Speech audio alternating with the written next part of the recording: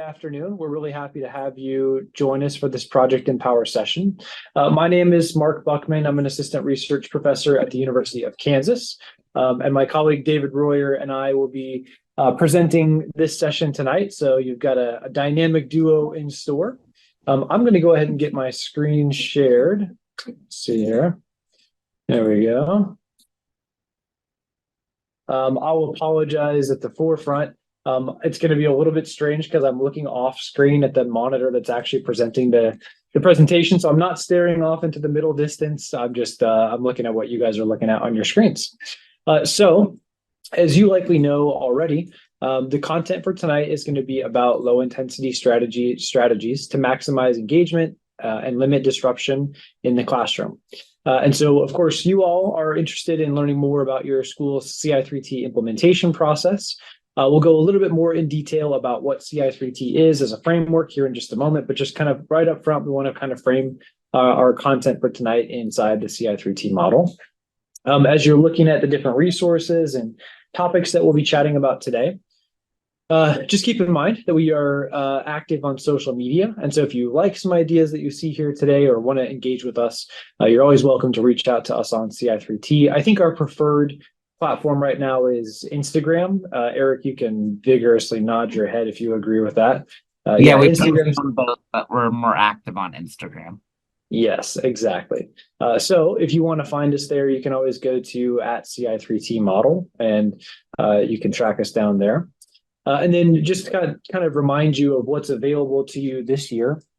The Project Empower sessions, which is what you're at right now, are standalone professional learning times that you can come to learn about Ci3T practices, strategies, and programs. Tonight's focus, of course, is on those low intensity supports to support engagement and limit disruption. If you like what you see here tonight and want more similar information, we've got 3 more sessions this year. The next 2 are really, really excellent content about Tier 2 interventions next, and then Tier 3 interventions after that, which will happen in January and March respectively. And then we kind of have an end of the year wrap up in April. So if you're looking for strategies to support students across the tiers, these are great opportunities to access. And what we're going to be doing tonight is delving into some professional learning resources that are going to be available to you. So one of the cool things is you get to come to these sessions and hear some of the content from us, but we sort of have 2 goals. One of them is to teach you some of this information about low intensity strategies, but then also to help you access resources where you can go deeper or always just revisit some of the content you learned tonight. So at several points, we're going to show you this tab on ci3t.org, which is our website, where you can access a ton of different professional learning resources on these topics of low intensity supports or a bunch of other related topics as well. So we'll show you how to sign into that in a few minutes. But for right now, if you want to pull up ci3t.org on your web browser, you can go to the Project Enhance tab, and we'll be showing you all kinds of resources you can get there on that website. So what tonight will look like is we're going to start with an overview of Ci3T, and then we'll jump into our first strategy for the evening, which is Precorrection, and then we'll follow that up with active supervision. And those are kind of paired strategically together because active supervision and Precorrection are their own sort of dynamic duo where there are 2 strategies that play really, really well together, which are just super powerful when paired together in a variety of contexts in your school, not just the classroom, but like in the hallway, in the cafeteria, on the playground. So super, super good strategies there to learn. And then I'm going to turn it over to David for the back half of the presentation, and he's going to share opportunities to respond and then take care of the wrap up for the session tonight. So as we jump in, we just kind of want to orient you to the context in which you're working. So Ci3T models of prevention are something that have been around for quite a long time. This work got started in the late 90s in California and has taken place across the country. So as you're thinking about, what does Ci3T mean in my school, just know that this is something that literally hundreds of schools across the country are doing or have been doing over the past 20 to 30 years. It's work that's grounded in research. We're always learning new things and sharing that with folks that we're partnering with. So know that you're kind of working alongside so many other educators that are doing similar work in similar types of models in schools across the country. And specifically, the resources that we'll show you tonight are which are going to keep coming back to this thing called Project Enhance. Basically, Project Enhance is a project that's funded by the Institute of Education Sciences. And the aim of Project Enhance is to develop professional learning resources that you all can use to go deeper with your understanding and implementation of various aspects of the model. So this is complex work. And so we know that people need some extra support to learn how to use, for example, low intensity strategies. And so the purpose of this project is to figure out how to make professional learning resources that are ideal for helping you all get these practices up and running in your schools and in your classrooms. And so as we think about the Ci3T model specifically, of course, you probably have seen this triangle a few times before. The gist of the triangle is basically it's a visual idea for how we organize supports and programming in your schools. So Ci3T is first and foremost going to target students' academic, behavioral, and social and emotional well-being. And that's going to be an important aspect of the model because we know that students don't just have academic needs. They don't just have behavioral needs. They have a complex set of needs that we need to make sure that we're considering and addressing in concert with each other. Because, for example, research tells us and common sense tells us that students who have academic struggles often have behavioral struggles as well. Because, for example, if the content is too hard for me to learn in the classroom, I might act out because I'm bored or distracted.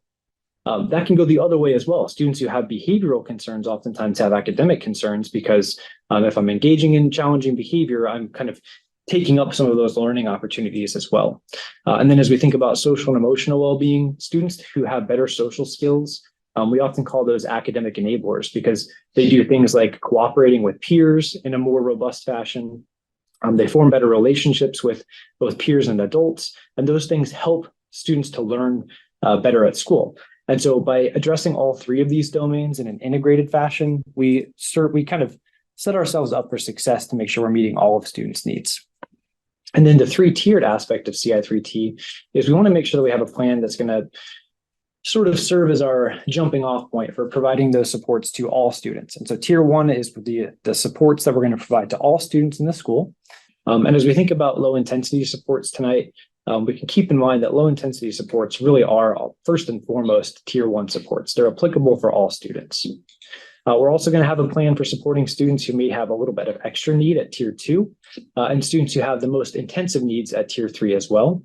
And one last thing I'll leave off as we're thinking about these three tiers of prevention, as we think about low intensity supports, is that they're mostly tier one. But I want you to kind of think about how these strategies can be peppered into tier two and tier three supports as well. So if we have a really, really intensive intervention for kids that have pretty significant needs, we might still use things like pre-correction and active supervisions as little kernels or aspects of an intervention. So let's think about how these supports can be used to assist all students, but potentially how they can be leveraged to support students who have pretty significant needs as well. So for each of you who are here tonight, you're working in a school that has a Ci3T implementation manual. It's a document that might look something like this. And when you look inside that manual, you'll find information about your roles and responsibilities across academic, behavioral, and social and emotional domains. And if you were to look inside your school's manual, it's very likely that you would actually find some roles and responsibilities related to using low intensity supports, things like active supervision, pre-correction, and instructional choice, as well as opportunities to respond, which is what we're going to be talking about tonight. And so we do have a lot of resources that have existed for quite a long time to teach folks how to use those low intensity supports. But we're really excited to roll out some of these more advanced and new online modules that you can look at to go really deep into learning about those strategies. In addition, your Ci3T implementation manual has some directions for you about how to respond when challenging behavior occurs. It's fully expected that students, even when tier one is implemented with fidelity and we've got a lot of great classroom management skills, we know that students will sometimes still engage in challenging behavior. And so having some sort of playbook to follow when those students do engage in challenging behavior is a really important aspect of the model as well. And then also your school has a specific curriculum or program that you're using to support students' social and emotional well-being needs. That might be Second Step or Caring School Community, whatever that might be. We just want to make sure that we're looking at our school's implementation manual to guide sort of what that classroom experience looks like for students. And the manual also includes information for how to learn about those strategies. So for example, one of the procedures for teaching faculty and staff, which might be you all, is by coming to professional development sessions like this. Procedures for reinforcing. So this is going to be how do we reinforce each other so you can encourage your colleagues to come to sessions like this, or you can work together and encourage and support each other as you're engaging in efforts to, for example, learn low intensity supports. And then collecting data to figure out, how well are we doing with implementing these strategies in our school. So we talked about academics, behavior, and social and emotional well-being needs for students. One of the things that we want to do is to consider how, as we're learning those low intensity supports tonight, which we'll be getting into momentarily, how to really think about putting those in place in an integrated fashion in our classroom. So one tool I want to just preview for you is called the Integrated Lesson Plan. And the Integrated Lesson Plan is basically a framework for building lessons that are going to address those three domains: academics, behavior, and social skills, in a manner that's going to basically lay out for students every time we do a lesson plan in the classroom, doing some pre-correction for what are the behavioral expectations I need to know to be successful during this lesson. Potentially, what are some of the social skills I might need to use to be successful for this lesson? And then, of course, what are the academic objectives that I need to learn to know that I've successfully completed the lesson?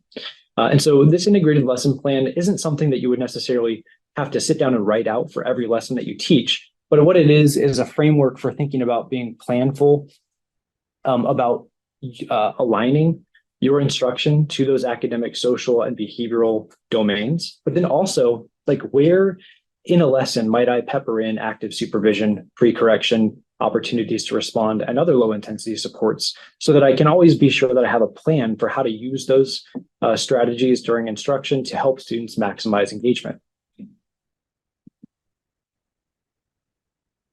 And then lastly, this is part of the procedures for monitoring in your school. Right now, you might have gotten a chance to fill out a survey that basically asks you, hey, what are you implementing and how are you feeling about your plan?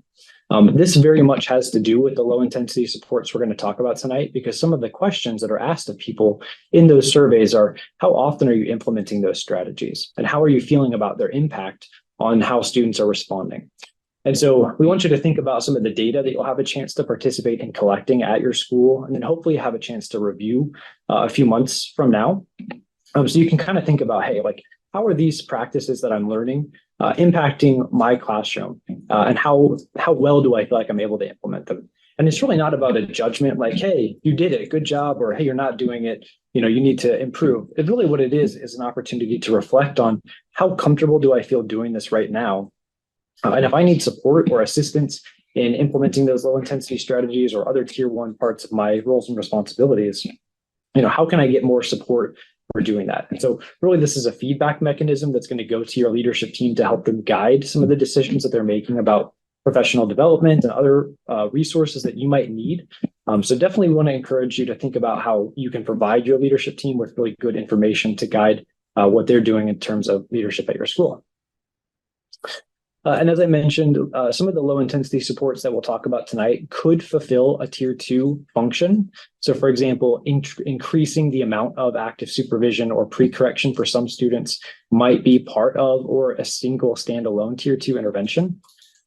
And although they probably wouldn't serve as a tier 3 intervention all by themselves, they definitely might serve as a really powerful component of a tier 3 intervention plan. So as we kind of reflect on how these strategies might look in your classroom, definitely think about them both at the class-wide level, like how can I provide these strategies to all students, but then also think about how could I use this specific strategy to help one specific student with an issue that they might be facing, whether that be struggling with transitions, or even struggling with academic skills, like remembering to use a decoding strategy when they're doing a small group reading intervention. We definitely want to think about how we can pepper those strategies in across the tiers.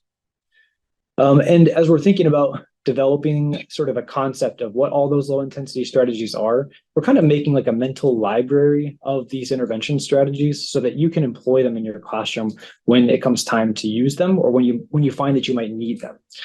So we want to just kind of remind you right now that as you're learning about the strategies, you don't feel like you need to take everything that you have learned tonight and be able to remember all of it and be able to just go off and use it, right? We know this is always going to be a process where you're going to need some additional support. You might have questions, or you might just need more information or reminders about, hey, how do I do this again? So basically, the benefit of coming to the session tonight is you're going to learn about, from Project Enhance, all of these professional learning modules that you can use to go deeper into those strategies. So we have actually a whole block of modules that are built about like understanding what tier 1 is in Ci3T. We've also got what we're going to focus on tonight is a whole block of modules specifically on how to implement those low intensity teacher delivered strategies like pre-correction, active supervision, and then opportunities to respond. We've also got a block for tier 2 interventions, tier 3 interventions, and there's also an additional one about Ci3T knowledge foundations, which are things like how to use your school's reinforcement system or ticket system effectively. So if any of those topics are like, ooh, I really need to know more about that, keep in mind that all of those resources are available to you tonight, and we'll kind of give you a little tutorial on how to access those. Okay, so again, the focus for tonight is going to be these low intensity supports, and there are a whole block of resources that we're going to be getting into to focus on those strategies. And as we're thinking about, sort of the data that you might be looking at in your classroom to help you decide who are the students that if I was going to use some of these interventions to support specifically, or if you're in a classroom where you're like, we have a lot of needs, whether that be a lot of academic needs, a lot of behavioral needs, what have you. You can lean on some of these low intensity supports as a way to intensify your tier 1 experience for students. So if you're finding that you have a lot of, for example, behavioral need, oftentimes leaning into these low intensity supports is your best first choice for trying to address that need inside your classroom.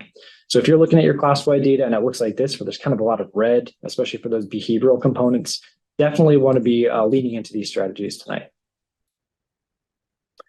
Okay, so at this time, I'm going to take just a moment and switch over here, if I can, to my web browser. Can you guys see my web browser okay right now?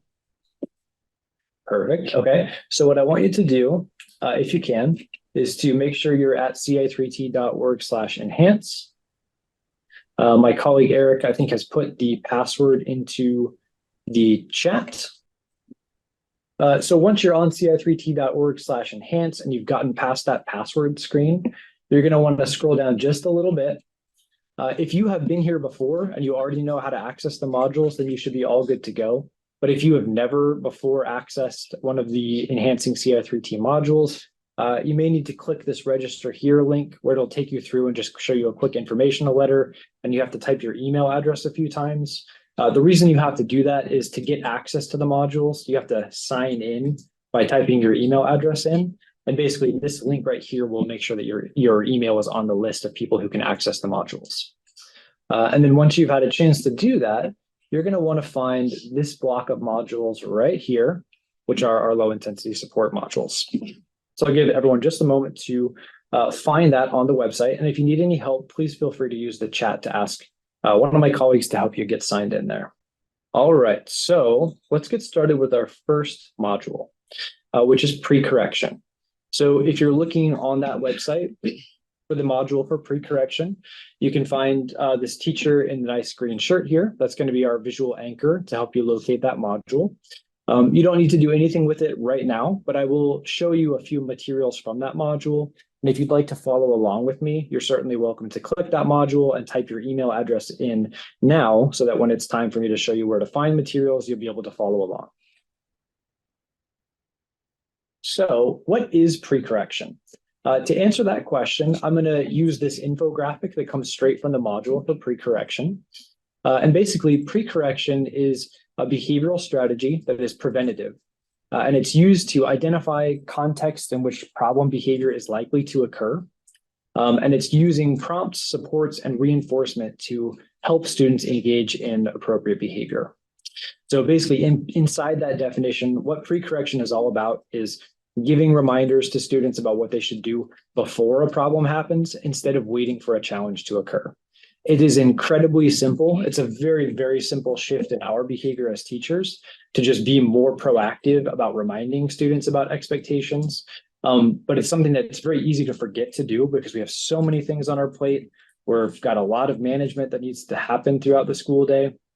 But just being able to anticipate when challenges might occur and providing those extra reminders about school-wide expectations is incredibly powerful because, how can we best help students do what they're supposed to do? It's by reminding them right before they need to do it. And so why should we use pre-correction? A couple of reasons. The first one is it's super easy to use. It could not be easier. It's just a question of us remembering to provide those extra reminders when those trouble spots may happen throughout the day. Another benefit of pre-correction is that it can be used as a tier 1 strategy to facilitate instruction. I'll give you some examples of what pre-correction might look like in a little bit. But like the simplest and I think most potentially illustrative example is like when we use manipulatives during math instruction, and it's so tempting to play with the cubes, stack them up, do little Lincoln log activities, even though that's not really what we're supposed to be doing with the manipulatives. Before we hand out the manipulatives, we want to remind students what the expectations are, right? It's just good practice, and that is pre-correction, anticipating a difficulty and reminding students of the expectations on the forefront. In addition, tier 2 and tier 3 there are applications for pre-correction for use as tier 2 and tier 3 supports. What that looks like is just anticipating if you have a student in your class that tends to struggle with a certain aspect of their day, transitions can be a super hard thing for students that have emotional and behavioral challenges or potentially maybe on the spectrum somewhere. Having transitions is difficult, right? Getting started on one thing and then being expected to go and do something else is tough. And so using pre-correction to help smooth out some of those transition times is extremely helpful. So if you anticipate some difficulty with the transition, you might say for that one student, hey, in a couple minutes, I'm going to ring the bell. And when the bell rings, remember what the expectation is. That's right. It's to go to the next center. And then you just move on. Like just giving them that quick pre-correction so that they've heard the expectation already, super important. Okay, so I've talked about what it is and why we should use it. But how do we actually put pre-correction into practice? What we've got here are 8 steps that are fairly simple, but there are 8 of them. Who can remember 8 steps? It's honestly kind of a lot of steps. So I'm going to go through them right now, but then I'm also going to show you where you can download this infographic so that you can keep it on hand for yourself as you're trying to start using pre-correction in your classroom. And I'll also show you a place where you can go to get refreshers and a little bit more information about each of the steps. So if you want to go deeper, you can find that as well. So these steps for pre-correction are identify the context where behaviors may happen that are challenging and anticipate what those behaviors might be.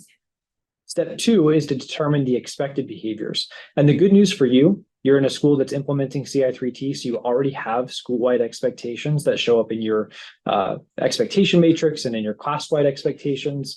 Those are the expected behaviors, but figuring out how to verbalize them and to time the verbalization of those expectations is what this is all about. Step 3 is to adjust the environment. That's going to be making sure that the expectations are as easy to follow and as easy to figure out as they can be. That might include just making sure that your expectations are posted in a really visible spot in the classroom and making sure that we have really clear settings and routines established in the classroom as well. So if routines are the problem, the challenging context, making sure that we have visible and audible cues, for example, to help students cue into when those transitions are going to happen. Those are some of the things that we can do to adjust the environment to make it more likely for the expected behavior to occur. Step 4 is going to be provide opportunities for rehearsal.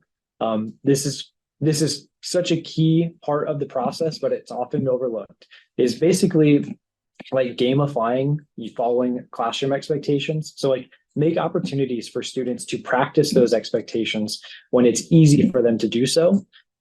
And before they're actually expected to do it on their own. So this is like classic beginning of the year procedures, right? Where we're teaching the rules and we give students a chance to practice them. But hey, if you're noticing that there are problems happening and the students are not following the expectation, contriving or making up opportunities for them to practice those expectations again, super powerful and a super important part of the process.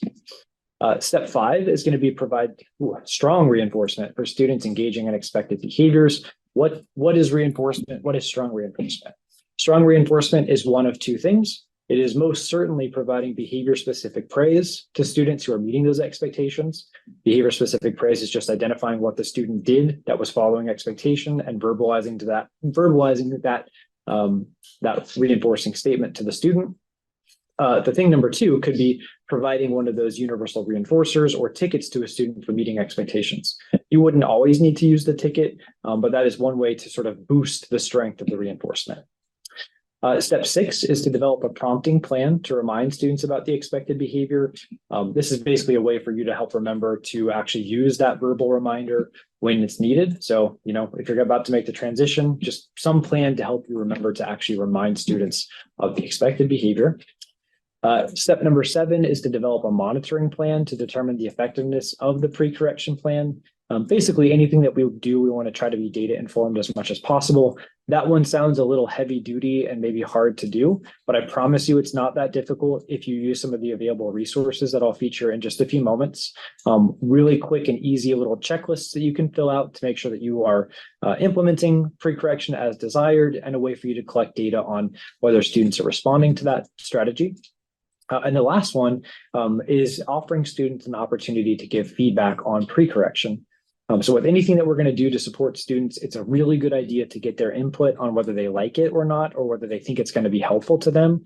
Because if students tell you that they don't think it's going to be helpful, it doesn't mean that we wouldn't necessarily do it, but we want to get their input so that we can tailor it to how they think it's going to be most effective for them. So this is basically like quick little questions like, hey, I'm going to give you some verbal reminders of your expected behaviors to help us be more successful during this time of day. Is there anything else I need to know to help make that work for us to achieve our goal of having a positive and safe classroom? And we've got some tools to help you collect data on that as well. Okay, so 8 steps, not super complex steps, but there's definitely some things to remember. So how do we remember those steps? Let me give you some tools to do that. So you're looking at 2 pictures right now. One of the pictures is something called an implementation checklist, and the one on the right is called an interactive resource. What I'm going to do right now is sort of model for you how you can go and find these resources inside this module, so that when the time comes for you to start getting pre-correction up and running in your classroom, or to go a little bit deeper, you have a place to go to get the information that you need. So I'm going to switch back over to my web browser. Let's see here. You guys can see my Chrome, right? Cool. Okay, so we're going to find the pre-correction module right here. I'm going to open that in a new tab. It wants my email address, and I'm already signed up, so I'll just type my email address in right here.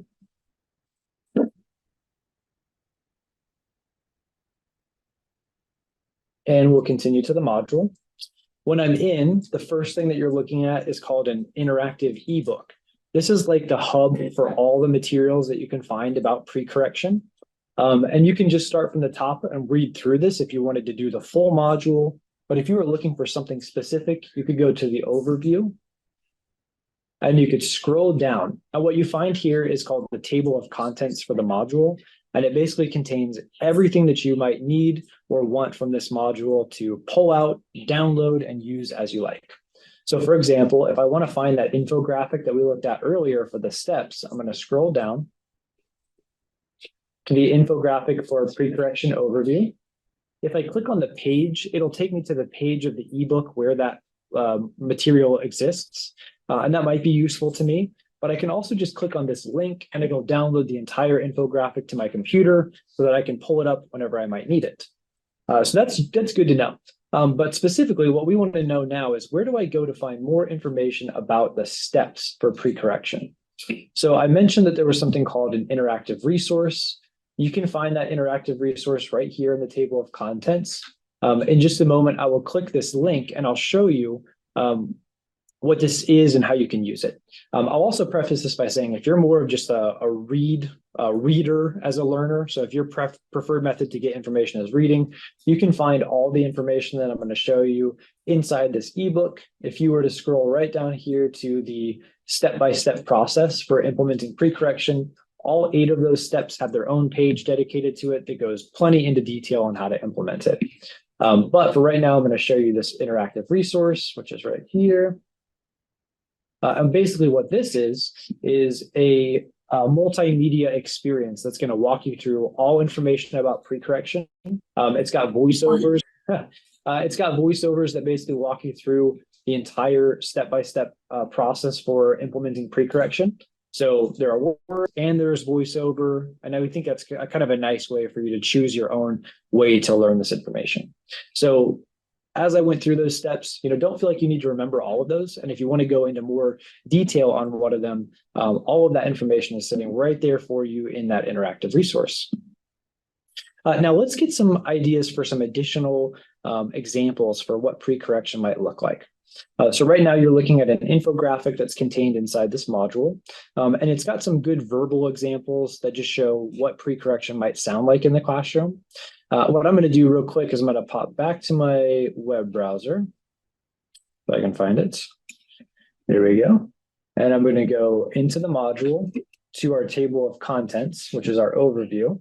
And I'm going to find the examples infographic, and I'm going to click the link to download it.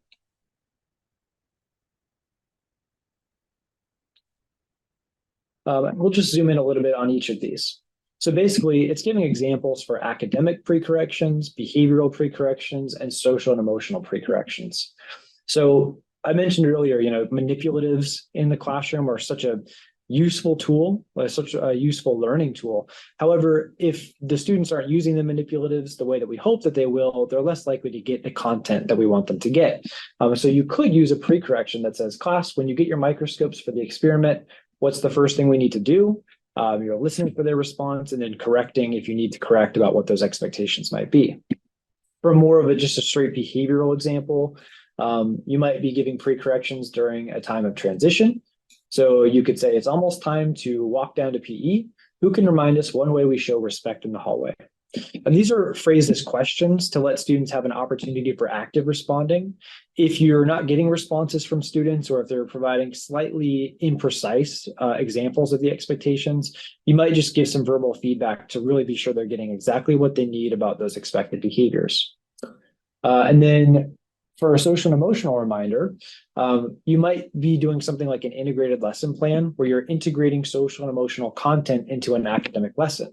So for example, if you're doing a mock trial in the classroom as part of a learning objective around the legal system, or maybe even on like a book where there's a trial, like To Kill a Mockingbird or something like that, you might say, just as a reminder, listen carefully to the opposing arguments as we prepare for the mock trial. Giving students that opportunity to listen to beliefs that maybe don't exactly align to theirs in a respectful manner, and then being able to articulate their own beliefs, being respectful again. And so again, we're anticipating challenges that might occur and providing that pre-correction in front of the actual challenge, hopefully to prevent there from being any difficulty in the first place. All right, so there's tons of examples there that you could always refer back to. Going back to our PowerPoint, we also have available in the module something that we call the Tier 2 intervention grid.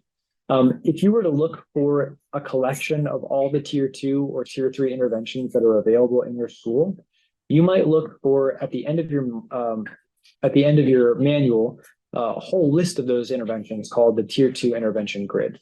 And you would likely find that pre-correction and the other the other low intensity supports that we'll talk about tonight are listed there as options that might be used either as a standalone Tier 2 intervention or as part of a combined package Tier 2 intervention. And the nice thing about these grids is that they specify the data that you might look at to figure out if a student could benefit from this intervention. So specifically, you would look in the school-wide entry criteria, which I'll just highlight right here.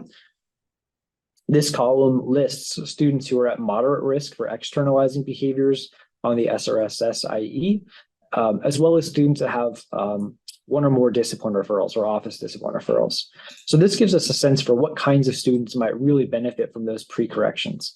And you might even think about students that have internalizing behaviors as well, because if students are anxious around transitions, reminding them of what's going to happen next and giving them the directions for how to be successful at that transition or the next activity can be really reassuring to students, because then they know what to expect. So it's not a fully comprehensive list necessarily, but it's a good starting point for figuring out who might need that intervention. What we also like is we've got a bunch of videos that go deeper into illustrating what pre-correction is.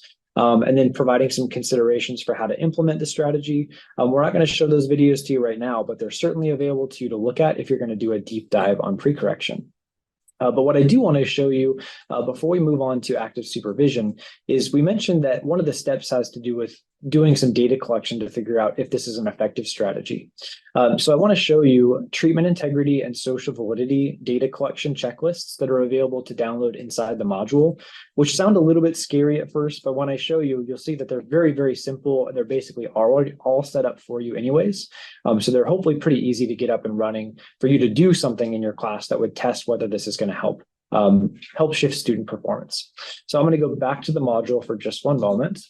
We're going to first find the treatment integrity checklist, which is right here, pre-correction treatment integrity checklist. I can click this link. And it'll open up a fully editable Word document that basically just lists out the steps for pre-correction that you would implement on a daily basis. And you have an opportunity to say to what extent that step was used as planned on a 0 to 2 scale. This is a really simple way for you to just take some data on your own use of the strategy, which has 2 values. The first value is if you want to figure out if this is making student behavior or student academic performance improve, you first need to know whether you're implementing it consistently, just because we wouldn't expect for students' behavior to shift if we're not implementing the intervention consistently. But the cool second benefit is it's kind of like a little self-monitoring checklist for yourself, where if at the end of the day you're trying to fill this out and you're like, you know what, I forgot to reinforce students after I gave the pre-correction, and that's like one of the active components of the intervention. I just didn't do that today. I'm not going to shame myself over it, but it's certainly going to remind me tomorrow that I should really make sure that I lean into using that component. Okay, so that's the treatment integrity checklist. You've also got multiple social validity forms that you can use. Social validity is a way of saying, do the people who are accessing this intervention feel like it's going to work for them? And do they feel comfortable with the procedures? So you could actually give this to yourself to figure out if it's socially valid for you in your classroom. You could also give it to students to figure out whether they would be comfortable with pre-correction as a strategy to help their behavioral or academic or social performance in the classroom as well. The student checklist looks something like this. Pre-correction, social validity interview for students. It's got a very simple set of questions that we can ask students and have them rate on a 1 to 6 scale, whether they agree or disagree. And it's a really easy way to just get a quick check on, hey, do you think that, I particularly like this question, that this strategy will help me do better in school. Like just getting that perspective from students, because if students are like, hey, like, I know you're going to give like individual reminders to me, but that might embarrass me. And if a student told me that, I would say, okay, I'm still going to give you the reminders, but I'll make sure I'm standing right next to you and I can do it in a more private manner. But we can tailor certain ways about how the intervention is provided to students. And that might make it feel more comfortable or more effective for that student. Let's see here. Okay, so that is treatment integrity and social validity, which are 2 important sources of data to keep track of as we're trying to figure out if this is going to be an effective support for students. In addition, if you'd like to, we've got a bunch of other resources that you can share with parents. I know as a former special education teacher, it was pretty common for parents to come to me and say, hey, like, I'm super happy that my child is being more successful at school. What are some things I can try at home for them? I wish I would have had some resources like this that I could have shared, where if you want to teach parents how they can use pre-correction, which could be for any number of things, pre-corrections around getting ready for school every day, around bedtime each day, homework expectations, whatever it might be, helping parents to understand how to use this strategy could potentially be super impactful. So we have this nice infographic that is both in English and in Spanish, and is also represented in a quick little video, all of which could be shared directly with parents or used to get you ready to share the strategy with parents as well. Okay, so you've heard a lot from us. I'm going to stop sharing my screen in just a moment, and we're going to have a quick chance to go into breakout rooms where you can chat with some colleagues from other schools about pre-correction. So what we'd like you to do is to think about how you would feel about implementing pre-correction with your students, and potentially how you could support other colleagues in your building to access these resources to use pre-correction as well. And if you have any questions about the resources or the strategy, you'll have people from our team who are there who can help answer any questions that you might have. So I'm going to stop sharing. And then Stacy, will you help us get set up strategy, which is active supervision? So as my colleague Eric was mentioning in the last breakout room session that we went to, active supervision is a really, really powerful strategy to pair with pre-correction. Almost to the extent that I would say if you're going to do pre-correction, you might as well just plan to do active supervision because it's like hand in glove, like one just naturally follows the other. And what I think this is really cool in illustrating is that so much of good teaching, especially to those who already are experienced and already have a lot of skills, you hear about things and you're like kind of like, yeah, duh, of course I should do that. But when we articulate them and kind of name the components, we can start seeing like, oh yeah, that represents something that I do use during certain parts of my day, but I could totally lift that from something that's working and apply it in a place in my practice where we're not having as much success or where my class is struggling. Or if I see a colleague that I want to mentor or want to just provide some assistance, when we start to name these strategies, it becomes so much easier to convey them to our colleagues and help them out too. So as you're kind of thinking about these little kernels, these like little teaching kernels that seem like just good common sense, really going deep into what they are and how to name them and combine them is like super helpful and cool to kind of like break down your own practice in this way, because you really start to see how the gears turn and really make your classroom work well. So for active supervision, what is active supervision? You're going to see some infographics and setup that looks pretty similar to what we saw for pre-correction. And the reason is we tried to be pretty consistent in how we built out these materials so that there'd be a clear kind of visual identity, and you would always know how to use materials across the strategies because they look familiar. So that's all very much intentional on our part. All right, so what is active supervision? Active supervision is a low intensity teacher delivered, or I'll just also say literally anybody in your building can do active supervision. Low intensity teacher delivered strategy to promote abiding by rules and preventing problem behaviors by frequently and proactively monitoring students, which includes scanning, escorting, interacting during specific settings or times. All right, what does that mean? That means that we are going to be very active and proactive in interacting with students during time periods when we think that challenges might occur. So just like pre-correction is all about preventing challenging behavior before it occurs by verbally reminding them what they should do, after we verbally remind them what to do, we're going to actively supervise the behavior to make sure that we can promote expected behaviors, correct challenging behavior when it occurs, and above all else, reinforce those expected behaviors when they're occurring, because we can never take it for granted that kids are just going to do what we want them to do, because it's not just about what we hope they'll do.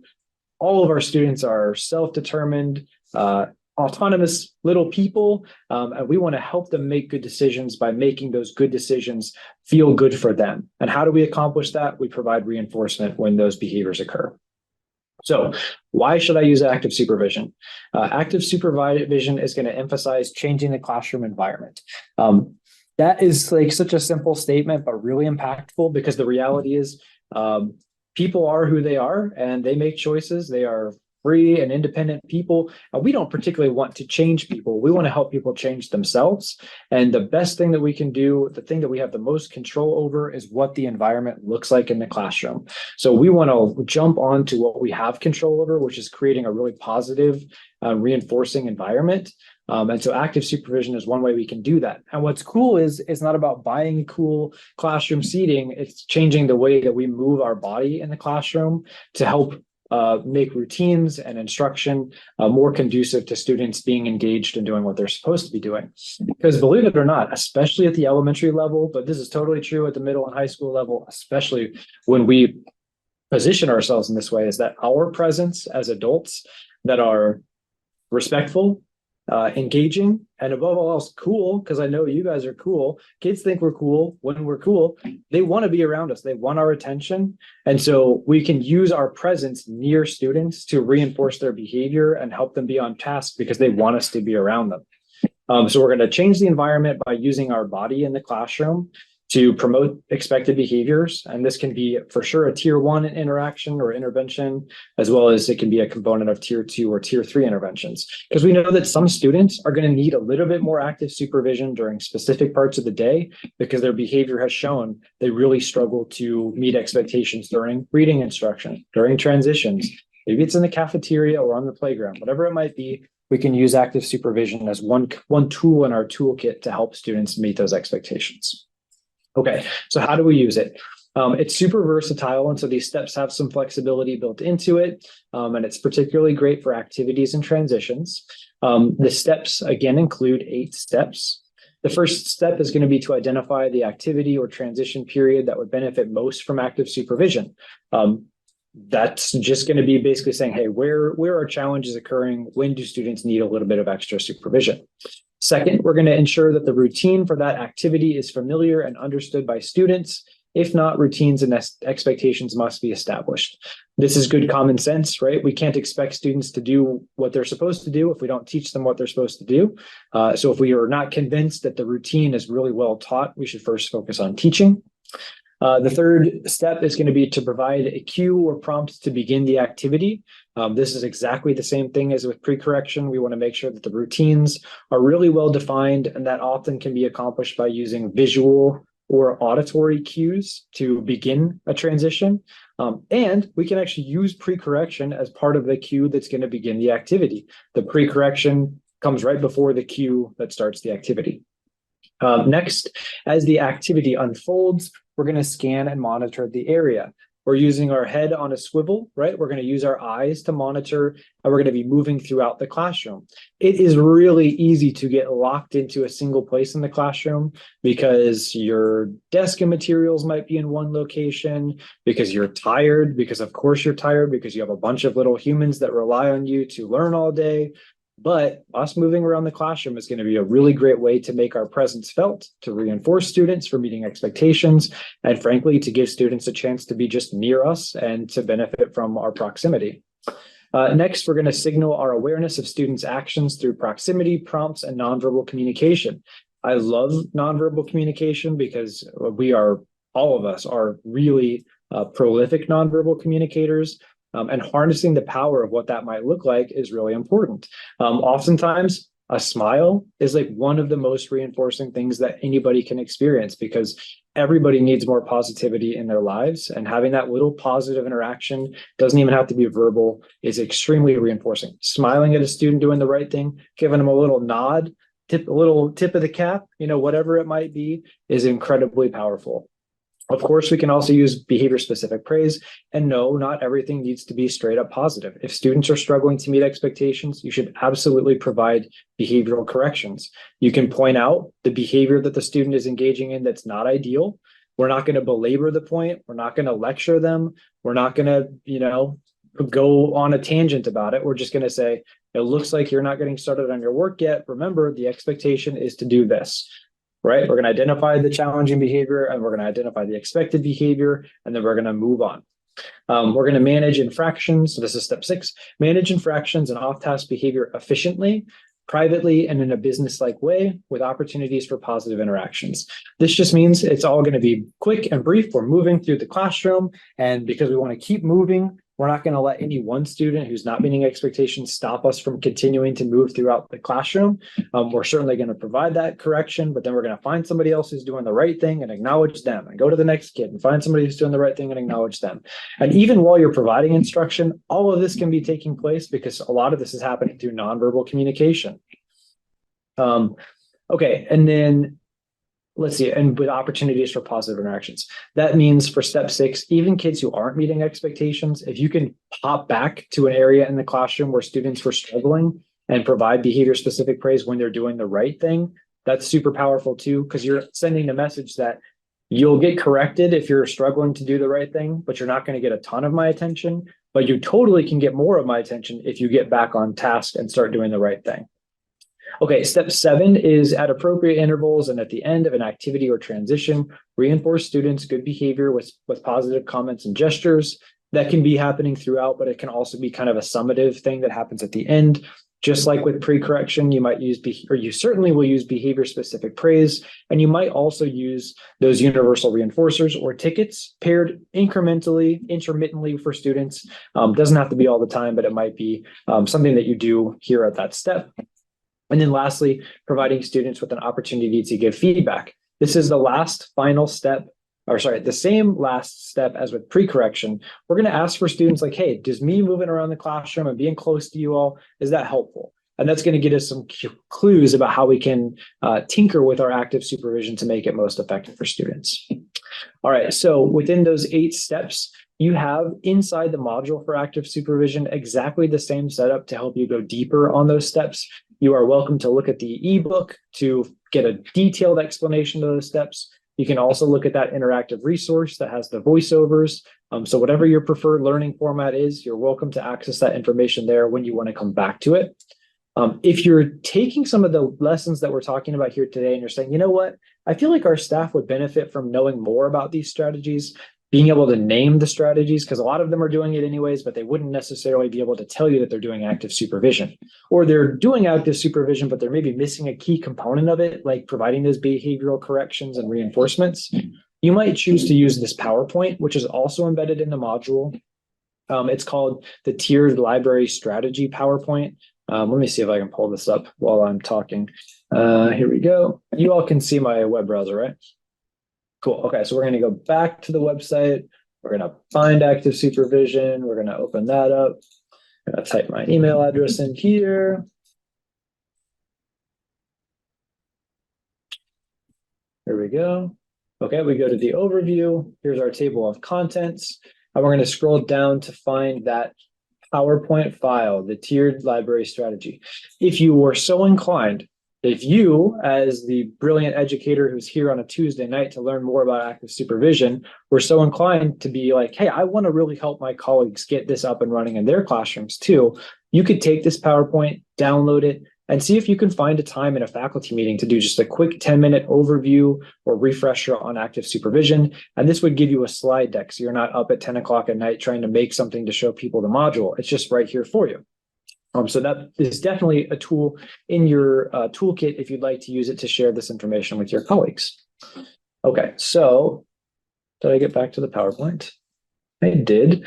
Just like with pre-correction, we have some really nice infographics that give you examples of active supervision, both inside the classroom and outside the classroom as well. Again, just to kind of help people see like what are the contexts when this can be used. What is often overlooked, for example, if you're having behavior challenges on the playground, I'm going to show you this little example over here. Having staff supervise students as they come in and out of the building, that's a great strategy.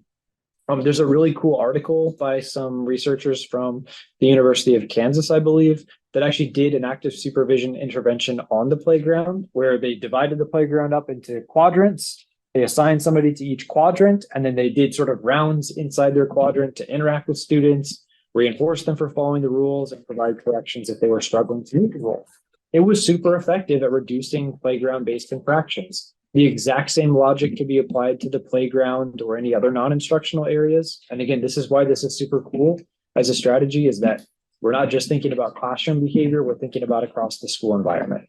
So active supervision is super, super impactful for that as well. Okay, I should have clicked because it would have zoomed in for me. Just like with pre-correction, you've got a tier 2 intervention grid. You could use active supervision as a standalone strategy for a student who might have some additional needs.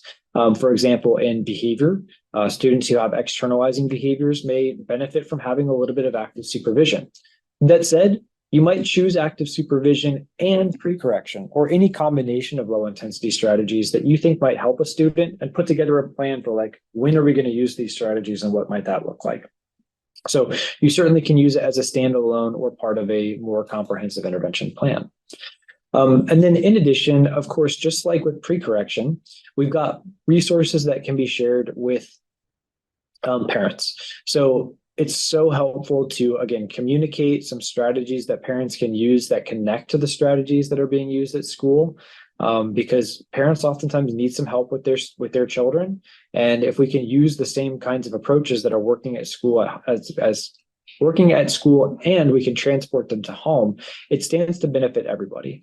And then when parents have questions about like, hey, what kinds of things can we do to help them be more successful at school, we can kind of circle back to those same strategies, because then parents know what the names are and what they mean, which is potentially super helpful. So that was a bit of a briefer introduction to active supervision, because we want you all to have time to dig into these modules. So we're going to go now for another 15-minute time, and we would love for you to discuss active supervision and pre-correction and ask any questions that you might have. But if you're feeling like, okay, I have a good idea for this, we would also encourage you to you could just use this time to get into the active supervision module and just start looking and seeing what's there. Look at some of the videos, look at some of the infographics for yourself. And then if you see something that's really cool there, you can share that with your breakout room partners as well. So you can use this as a discussion time, but if you also want to use it as a module review time, please use the time in a way that feels effective for you. So we're going to go out for 15 minutes, and then we're going to come back, and David Royer is going to tell us about opportunities to respond. Strategy now. Opportunities to respond, and everything that you might expect to find in this module is right there where you'd want it to be. It follows all the same patterns as the modules that Mark just reviewed so expertly with pre-correction and active supervision. I love opportunities to respond. This is one of my favorites to work with. Whenever I go and do observations of teacher candidates, working on their licensure, all I ever see at the first visit is the calling on one student at a time. That's it. And or just waiting and waiting for volunteers to shout out an answer. And then we work on opportunities to respond, and I come back the next time, and suddenly their class is actively participating with choral responding and think, pair, shares and whiteboards and response cards and thumbs up, thumbs down. And surprisingly, when all those students are engaged with those high rates of opportunities to respond, the challenging behavior reduces to nearly being gone. The cover image here makes me think of the 7th grade science class that I have, and I think it's a perfect example of an active participation strategy and opportunity to respond, where the teacher just gave the directions for the lab work that they're about to go do, but tells them, turn to your neighbor, your lab partner, and tell them the first step that we're going to do to get started with this lab work. And that's an opportunity to respond where at least 50% of the class is active rather than just one person talking. They could also do it as a choral response and getting everybody to respond at once. So what are opportunities to respond? I got a great infographic with many others as well throughout the module. This one summarizes the beginning to show that when we work through this module, actually, I want to be sure to explain that tells us what opportunities to respond is. And in the module, opportunities to respond is presented as a short time period where you're really going to increase super high rates of opportunities to respond. You're targeting 3 per minute as a review of material that's already known. And so when we look at that, keep that in mind, but also I want you to generalize the ideas of opportunities to respond throughout the whole day, whether you've got a planned 10-minute review of material or you're just going throughout the day. Opportunities to respond should just be part of your good teaching, throwing out choral response options and thumbs up, thumbs down, and turn to your neighbor, think, pair, shares, rather than just calling on individual students. But when we read through this, keep in mind that it'll talk about having this finite time period where you've pre-prepared some questions. So the teacher offers high rates of opportunities to respond within that set time period with prompts that you've prepared either for academic, behavioral, or social skills. So you're reviewing material that you've previously looked at. They're somewhat fluent with it, but you're trying to build the automaticity or work on some memorization or just confirm understandings. And it's a great opportunity to keep those high rates of engagement and reduce the challenging behavior, because if students are working with you and you're giving them the opportunities to respond and they're responding, then they can't be misbehaving. They can't be off task because you're giving them so many opportunities to respond at a pretty quick rate when you're doing that timed period, or even throughout the day as you throw out the choral responding and think, pair, shares, and other opportunities for everybody. Like before, there's a series of steps to be able to implement opportunities to respond with integrity in the classroom. And You can do this as whole group, or you can be working with OTR during small group instruction or even individual instruction. And you can also mix it up. As we do opportunities to respond, you'll see some examples where you can do the whole class and then throw in an individual question and then go back to whole class, and you can alternate and mix and match. But the emphasis, the most we want to do, the majority should be with that whole group, the choral responding, for example, or whiteboards where everybody's participating, because the more you can do 100% of student engagement, giving all students the opportunity to respond, then the better, right? The more actively engaged your whole class will be. Rather than reading these 8 steps here, I'm going to play a video and we can watch the 8 steps in action with a little bit of extra information. In this video, we offer a few strategies to consider when implementing opportunities to respond. Before getting started with opportunities to respond, the first step is to identify the content or skills you want to target. Think about instructional times of the day where student participation is relatively low. For example, you might target math time if only the same few students typically respond. Also, choose times where students have skills already in their repertoire and simply need additional practice, which is where increasing opportunities to respond works particularly well. The second step is to generate a list of questions or prompts to pose to the students. You may be asking yourself, how do I figure out how many questions, prompts, or cues to prepare? A good rule of thumb is to multiply the length of the instructional session in minutes by 3 to estimate how many cues are needed. Although it is possible to use open-ended questions, one of the advantages of closed-ended questions, for example, yes or no or multiple choice, is that it can be very easy to scan the room and assess the accuracy of responses. Summarizing responses can be made even more efficient by using a student response system, such as use of clickers. Once you know what you want to ask, determine how you will ask it, such as verbally or visually. Visual prompts, such as projecting your computer onto a screen, can help when the classroom is large or noise level is high and some students might not be able to hear verbal-only prompts. Once you have a plan for how you will deliver opportunities to respond, the next question is how you will have students respond. Possibilities include having students respond individually versus in unison and verbally versus non-verbally, such as through gestures, response cards, or student response systems. When deciding what makes the most sense to use in a particular situation, it is important to consider factors such as the developmental level of the students as well as their language proficiency. When you are prepared, introduce the strategy for increasing opportunities to respond to the students. Spend some time up front to prepare them for this more rapid-paced instruction that has higher expectations for participation with immediate feedback. It may, after all, look very different from what students are used to. Remember to review expectations for when and how students should respond. After the strategy for increasing opportunities to respond has been explained to the students, the next step is to actually conduct the lesson. Students should have frequent, regular opportunities to respond. The general rule of thumb is that students should have 3 or more opportunities to respond per minute. As the lesson progresses, it is also important to monitor levels of engagement across the classroom and make adjustments to the strategy if participation is less than adequate. For example, if less than 80% of students are engaging in the strategy, you might consider changing the response format you originally selected. In addition to ensuring students receive enough opportunities to respond, it is also critical that students receive feedback in response to both correct and incorrect answers that is immediate, brief, and delivered in a supportive manner. When students respond correctly, we can use behavior-specific praise to let them know.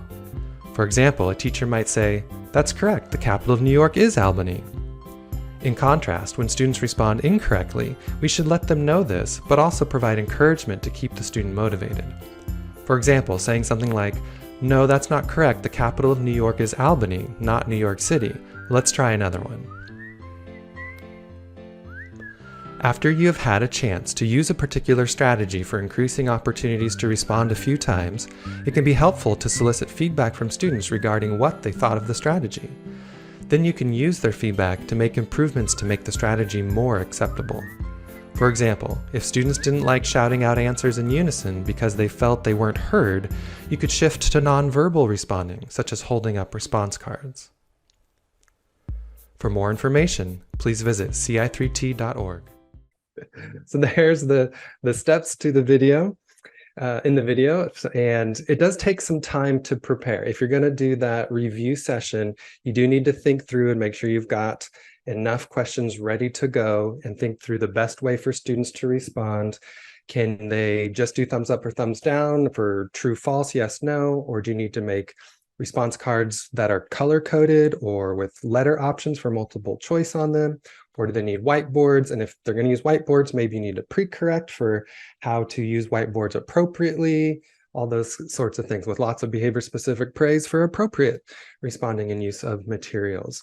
But definitely it takes a little time to prepare for that concentrated 3 per minute OTR review period. And within those, you'll get good at it, and the students will get good at it with a little bit of practice, and they'll be ready, and you'll have a certain cue where they will know whether the question is for the whole class to do a choral respond or to hold up the response card, or if it's going to be for an individual. And when we do switch to an individual, when we intersperse those, we want to be sure we don't say a student's name first. We want to introduce it as, this question is for an individual. Pose the question, give them think time. Everybody does it on their whiteboard or selects their response card, and then you can call on the student's name. That way everybody's working on it, everybody's engaged, answering the question on their own, and then the one person gets called on to share. Versus if you say the student's name at the beginning, everybody else tunes out because they're like, phew, that's not for me. Glad I dodged that bullet. So here, this infographic, which can be shared with all your faculty and staff, shows different examples. With the verbal, you got the choral responding, for example, where you can increase it by getting 100% participation. You could also do the 50% with the think, pair, share. So turn to your neighbor, turn to your elbow partner, and tell them this. Either repeat what I just said, or tell them the first step, or explain this.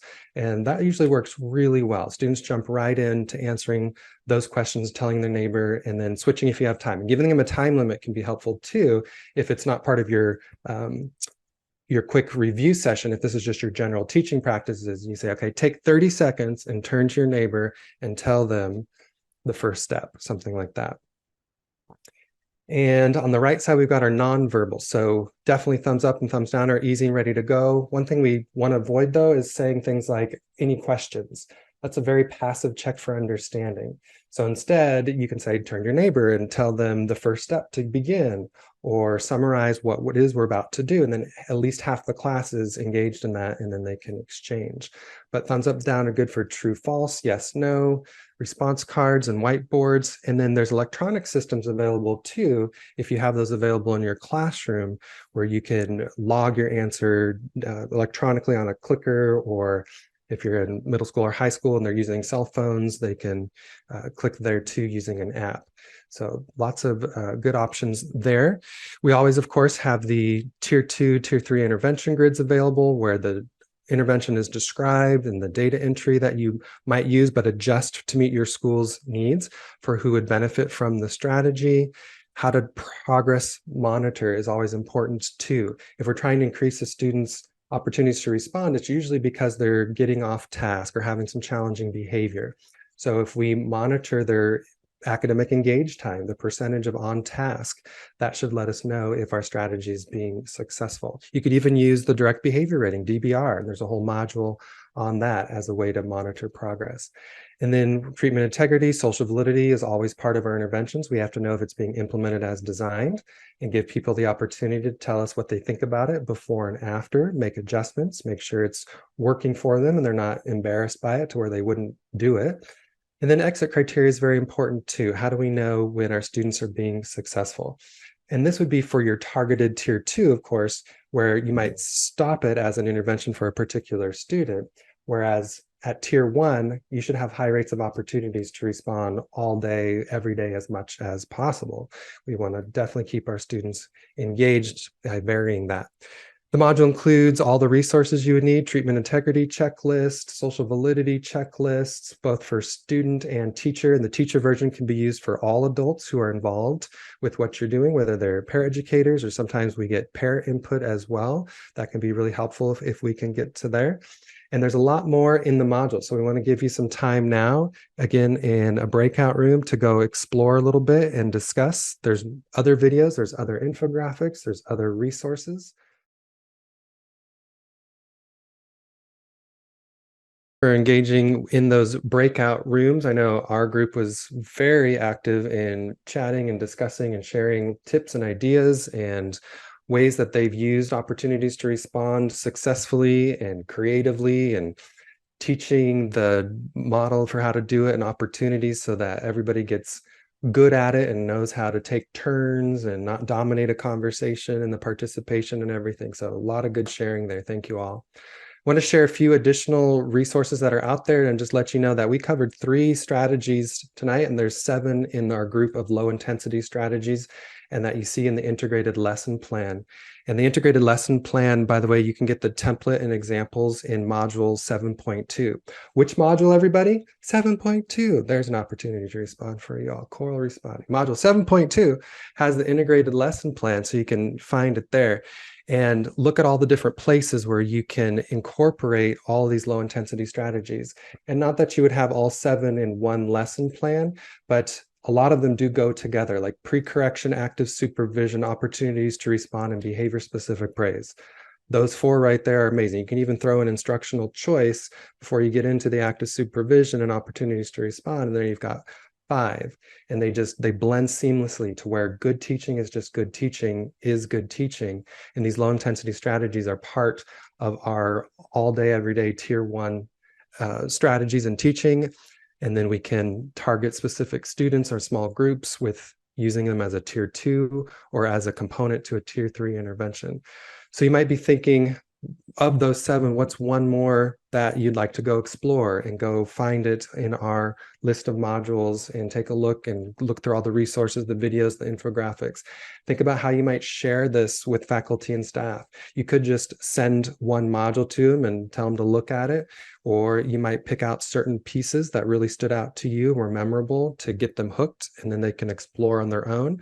Or as Mark showed, each one of these has the PowerPoint ready to go as a tiered intervention strategy that you could pop up at a faculty staff meeting and take 10 minutes to do a quick overview. So we're trying to set you up for success that way. You could even just walk them through the interactive resource where they push play, or maybe that's an assignment, or at a grade level meeting or PLC or something. Some schools do book studies, and it could be a module study where it's one of these every couple of weeks, and then come back and discuss and see how it's going and share tips and successes. We loved having you all here tonight for session 3. We hope you'll come back for session 4, where we look more at tier 2 strategies and using data to connect students to those tier 2 strategies as part of our overall ongoing data-informed professional learning series. So not just the training year that you had time ago, but ongoing professional development. Remember this website and password, and you're welcome to share it with your faculty and staff at your school. Just make sure it stays within your school, because these are not publicly available yet, not until June 24th, 2024. But on that enhanced page, you can of course find those 7 low intensity strategies, as well as other things for tier 2 and tier 3, as well as things as leaders and setting up for success and mapping your professional learning journey, and things at tier 1, like that module 7.2 that's titled Embedding and Integrating Ci3T Domains into Daily Instruction. So that embedding and integrating, that integrated lesson plan is there in module 7.2. Lots of great stuff in this series that teachers really appreciate, because it's just how to have a really safe, warm, positive, productive learning environment in the classroom. A lot of the basics are in there, as well as connections to more advanced topics. We also invite anybody who's interested to come to our monthly trainer and coaches calls led by Grant Allen. Our next one's on December 14th. Those are Zoom, they're 1 hour, they're PowerPoint free. We just share ideas, kind of like our breakout rooms here, amongst all the people who attend, and we get some wonderful thoughts and strategies and solutions there that our research team might not come up with, because it's things that the schools are doing and sharing with each other.